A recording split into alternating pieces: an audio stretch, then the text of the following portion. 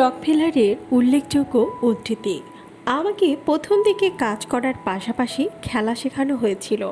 আমার জীবন একটি দীর্ঘ আনন্দের ছুটির দিন, পরিপূর্ণ কাজ এবং খেলায় পূর্ণ। আমি পথে দুশ্চিন্তা ছেড়ে দিয়েছিলাম এবং ঈশ্বর প্রতিদিন আমার প্রতি ভালো ছিলেন। জন ডেভিসন রকফেলার 4 জুলাই 1839 সালে নিউ ইয়র্কের রিচ ফোর্ডে জন্মগ্রহণ করেন। উইলিয়াম রকফেলার ছিলেন একজন ভ্রমণকারী বিক্রয়কর্মী, যা সারা দেশে তার সন্দেহজনক জিনিসপত্র বিক্রি করত। তাই তিনি প্রায় বাড়ি থেকে অনুপস্থিত থাকতেন। জন ডি রকফেলারের মা মূলত নিজেরাই পরিবারকে বড় করে তোলেন এবং তাদের হোল্ডিং পরিচালনা করতেন। কখনোই জানতেন না যে তার স্বামী উইলিয়াম লিভিংস্টন নামে নিউ ইয়র্কের দ্বিতীয় স্ত্রী ছিলেন। 1853 সালে বিগ বিল রকফেলার পরিবারকে ক্লিভল্যান্ড, ওহাইওতে নিয়ে যায়, যেখানে রকফেলার সেন্ট্রাল হাই স্কুলে পড়াশোনা করেন। রকফেলার ক্লিভল্যান্ডের ইউক্লিড অ্যাভিনিউ ব্যাপটিস্ট চার্চেও যোগদান করেছিলেন, যার মধ্যে তিনি দীর্ঘকাল সক্রিয় সদস্য থাকবেন। এটি তার মায়ের তত্ত্বাবধানে ছিল যে তরুণ জন ধর্মীয় ভক্তি এবং দাতব্য দানের মূল্য শিখেছিলেন, গুণাবলী যা তিনি সারা জীবন নিয়মিত অনুশীলন করেছিলেন। 1855 সালে রকফেলার ফলসম মার্কেন্টাইল কলেজে ভর্তি হওয়ার জন্য হাই স্কুল ছেড়ে দেন। 3 মাসের মধ্যে ব্যবসায়িক কোর্স শেষ করার পর 16 বছর বয়সী রকফেলার হেভিট অ্যান্ড টুডল, একজন কমিশন বণিক এবং উৎপাদনকারী শিপারের সাথে একটি বুক কিপিং অবস্থান অর্জন করেন। জন ডি রকফেলার একজন চৌকস ব্যবসায়ী হিসেবে খ্যাতি অর্জন করতে বেশি সময় নেননি। কঠোর পরিশ্রম, পুঙ্খানুপুঙ্খ, সুনির্দিষ্ট, সুরক্ষিত এবং ঝুঁকি নেয়ার প্রতিকূল প্রতিটি বিবরণে সূক্ষ্মভাবে, বিশেষ করে অর্থের সাথে। এমনকি তিনি 16 বছর বয়স থেকে তার ব্যক্তিগত ব্যয়ের বিস্তারিত লেজারও রাখতেন।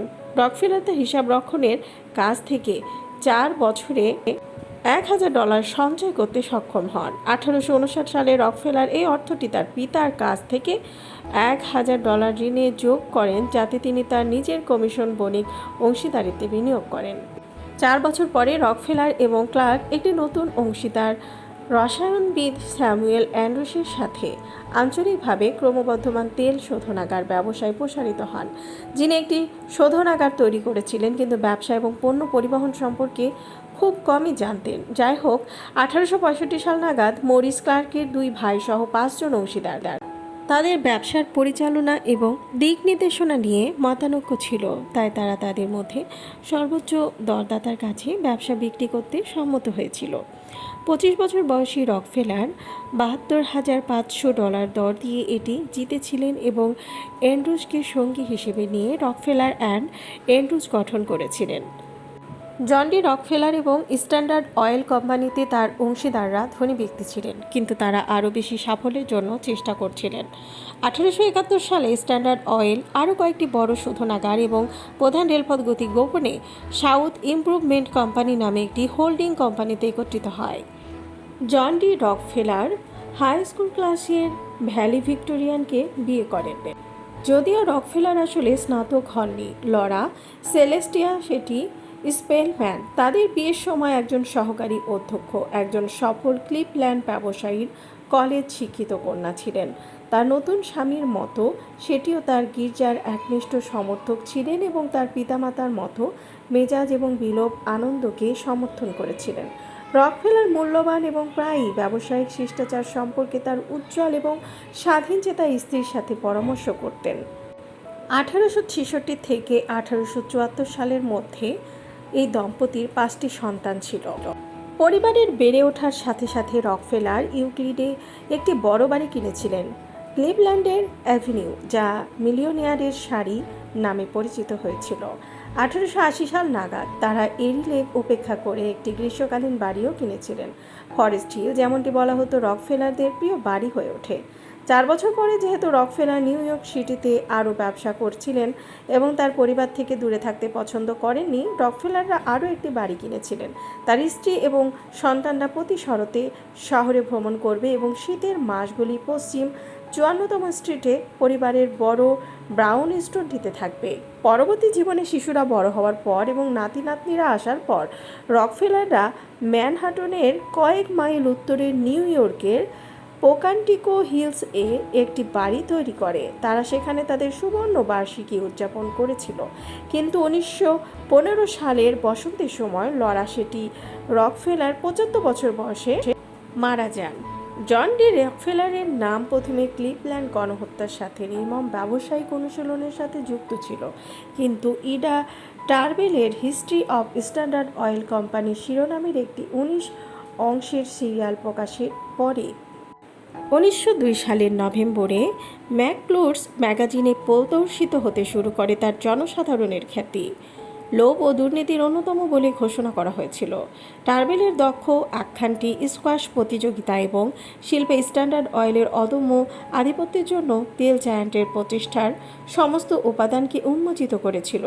কিস্তিগুলি পরে একই নামে একটি বই হিসেবে প্রকাশিত হয়েছিল এবং দ্রুত বেস্ট সেলার হয়ে ওঠে। এর ব্যবসায়িক অনুশীলনের ওপরে এই স্পটলাইট দিয়ে স্ট্যান্ডার্ড অয়েল ট্রাস্ট, রাষ্ট্র এবং ফেডারেল আদালতের পাশাপাশি মিডিয়া দ্বারা আক্রমণ করা হয়েছিল।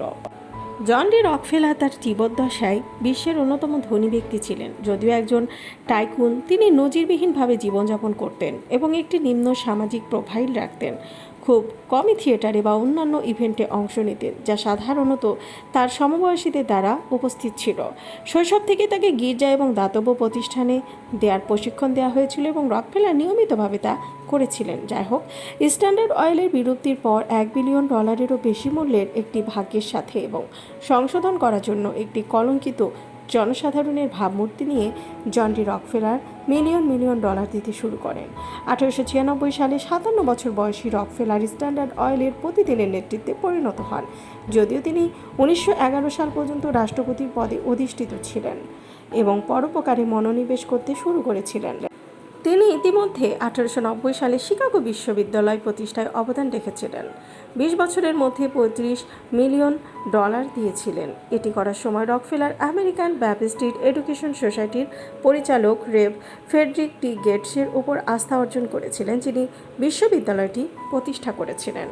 গেটসকে তার বিনিয়োগ ব্যবস্থাপক এবং জনহিতৈষী উপদেষ্টা হিসেবে জন ডি রকফেলার 1901 সালে নিউ ইয়র্কে Rockefeller institute of medical research প্রতিষ্ঠা করেন। তাদের গবেষণাগারের মধ্যে রোগের কারণ, নিরাময় এবং প্রতিরোধের বিভিন্ন পদ্ধতি আবিষ্কৃত হয়।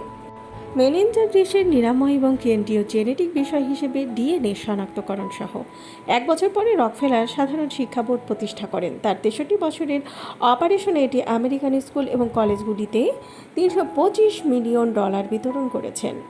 1909 সালে রকফেলার স্যানিটারি কমিশনের মাধ্যমে দক্ষিণ রাজ্যের একটি গুরুতর স্বাস্থ্য সমস্যা হুকওয়ার্ম প্রতিরোধ ও নিরাময়ের প্রচেষ্টায় একটি জনস্বাস্থ্য কর্মসূচি চালু করেন।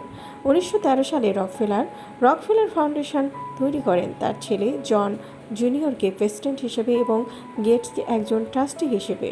সারা বিশ্বে নারী ও পুরুষের মঙ্গল বজায় রাখার জন্য প্রথম বছরে রকফেলার ফাউন্ডেশনে $100 মিলিয়ন দান করেছেন, যা চিকিৎসা, গবেষণা এবং শিক্ষা, জনস্বাস্থ্য উদ্যোগ, বৈজ্ঞানিক অগ্রগতি, সামাজিক গবেষণা, শিল্পকলা এবং বিশ্বজুড়ে অন্যান্য ক্ষেত্রে সহায়তা প্রদান করেছে।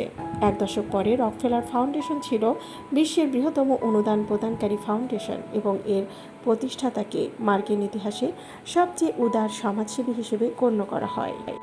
জন ডি রকফেলার তার শেষ বছরগুলি তার সন্তান, নাতি-নাতনি এবং তার ল্যান্ডস্কেপিং এবং বাগান করার শখ উপভোগ করে কাটিয়েছেন। তিনি একজন আগ্রহী গল্ফারও ছিলেন।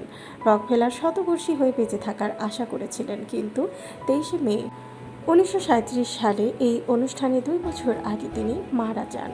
তাকে ওহাইওর ক্লিভল্যান্ডের লেক ভিউ কবরস্থানে তার প্রিয় স্ত্রী এবং মায়ের মধ্যে সমাহিত করা হয়। যদিও অনেক আমেরিকান অসৎ ব্যবসায়িক কৌশলের মাধ্যমে তার স্ট্যান্ডার্ড তেলের ভাগ্য তৈরি করার জন্য রকফেলারকে তিরস্কার করেছিল, তবে লাভ বিশ্বকে সহায়তা করেছিল। জন ডি রকফেলারের জনহিতকর প্রচেষ্টার মাধ্যমে তেল টাইটান শিক্ষিত এবং অসংখ্য জীবন বাঁচিয়েছে এবং চিকিৎসা ও বৈজ্ঞানিক অগ্রগতিতে সহায়তা করেছে।